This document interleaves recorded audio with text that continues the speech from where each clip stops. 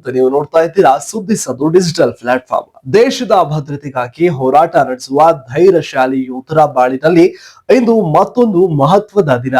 ಭಾರತೀಯ ಸೇನೆ ಹಾಗೂ ಪೊಲೀಸರ ಜಂಟಿ ಕಾರ್ಯಾಚರಣೆಯಿಂದ ಜಮ್ಮು ಮತ್ತು ಕಾಶ್ಮೀರದ ಶ್ರೀನಗರದ ದಾಜಿಗಾಮ್ ಅರಣ್ಯ ಪ್ರದೇಶದಲ್ಲಿ ಭೀಕರ ಎನ್ಕೌಂಟರ್ ನಡೆದಿದೆ. ಈ ಎನ್ಕೌಂಟರ್ ನಲ್ಲಿ ಪಹಲ್ಗಾಮ್ ದಾಳಿಗೆ ಕಾರಣವಾದ ಮುಖ್ಯ ಸಂಚುಕೋರ ಸುಲೇಮಾನ್ ಅಲಿಯಾಸ್ ಆಸಿಫ್ ಸೇರಿದಂತೆ ಮೂವರು ಲಷ್ಕರ್ ಎ ತೊಯ್ಬಾ ಉಗ್ರರು ಕೊಲ್ಲಲ್ಪಟ್ಟಿದ್ದಾರೆ. ಈ ಘಟನೆಯು ಆಪರೇಷನ್ ಮಹದೇವ್ ಎಂಬ ಹೆಸರಿನಲ್ಲಿ ನಡೆದಿದೆ. ಹಾಗಿದ್ರೆ ಈ ಘಟನೆಗೆ ಆಪರೇಷನ್ ಮಹದೇವ್ ಎಂಬ ಹೆಸರನ್ನ ಯಾಕೆ ಇಡಲಾಯಿತು ಎಂಬುದರ ಮಾಹಿತಿಯನ್ನ ನೀಡ್ತೇನೆ. ಈ ವಿಡಿಯೋವನ್ನ ಸಂಪೂರ್ಣವಾಗಿ ನೋಡಿ.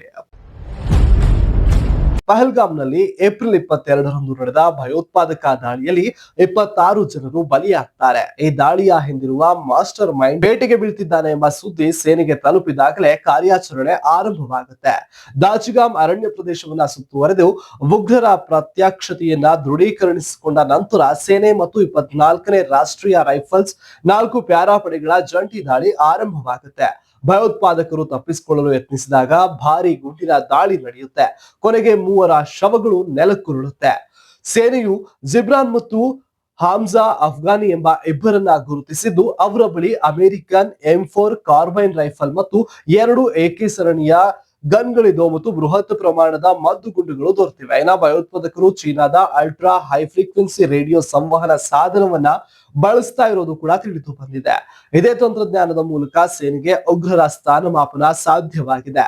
ಈ ಕಾರ್ಯಾಚರಣೆ ಆರಂಭವಾಗುವುದಕ್ಕೆ ಸುಮಾರು 14 ದಿನಗಳ ಹಿಂದೆಯೇ ಸಂವೇದನಾಶೀಲ ಮಾಹಿತಿಗಳು ಸಿಕ್ಕಿರ್ತವೆ. ಉಗ್ರರು 2 ದಿನಗಳ ಕಾಲ ತಮ್ಮ ಸಂವಹನ ಸಾಧನವನ್ನ ಸಕ್ರಿಯಗೊಳಿಸಿರ್ತಾರೆ. ಇದು ಅವರ ನಾಶಕ್ಕೆ ಕಾರಣವಾಗುತ್ತೆ. ಆಪರೇಷನ್ಗೆ ಮಹದೇವ್ ಎಂಬ ಹೆಸರನ್ನ ನೀಡಿರುವುದಕ್ಕೂ ವಿಶೇಷ ಹಿನ್ನೆಲೆ ಇದೆ. ಶ್ರೀನಗರದ ಹೊರವಲಯದಲ್ಲಿರುವ ಜಬರ್ವಾನ್ ಪರ್ವತ ಶ್ರೇಣಿಯ ಪ್ರಮುಖ ಶಿಖರವಾಗಿರುವ ಮಹದೇವ್ ಶಿಖರ ಪವಿತ್ರ ಸ್ಥಳವೆಂದು ಪರಿಗಣಿಸಲ್ಪಡುತ್ತದೆ.